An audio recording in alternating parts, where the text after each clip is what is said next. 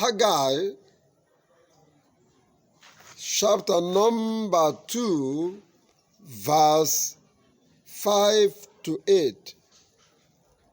The Lord spoke to Israelites that as they came out from Egypt, that he made a covenant with them, and that his spirit is with them, and they should fear not. He also promised that he will shake the nations for their sake. And he also declared that the silver and gold belongs to him, and that the glory of the latter reign of the latter house shall be better, greater than the former. My beloved, there is something I want us to understand in this issue. First of all, in the spiritual life today,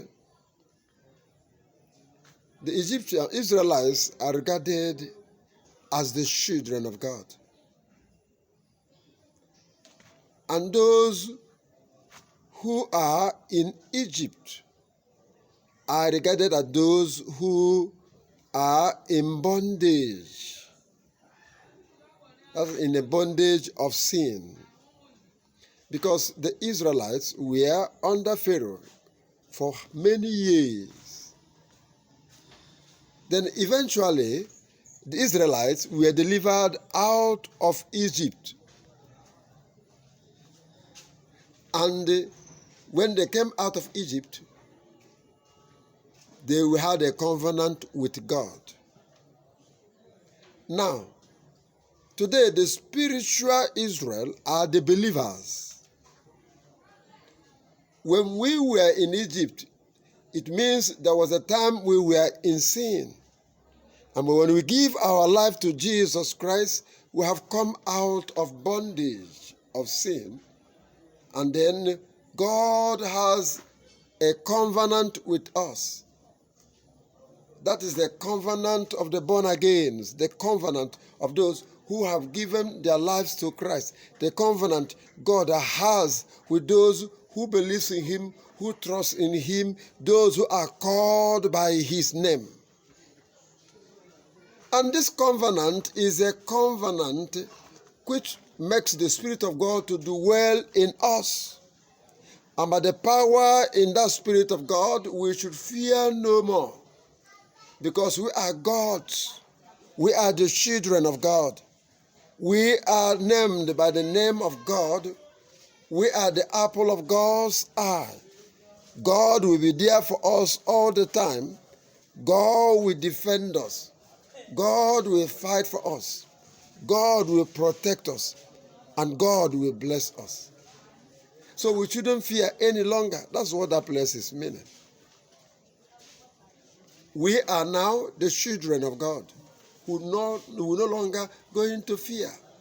And God said, for our sake, he will shake nations. He will surprise nations. Those who want to attack us, God will humiliate them and put them to shame. Those who want to destroy us, God will fight for us and bring them down. Those who want to kill us, God will resist their powers and bring their powers to nothing. He will shake the nations. His power shall be upon us. His power shall work in us. His power shall defeat our enemies. His power shall defeat our problems. His power shall give us victory.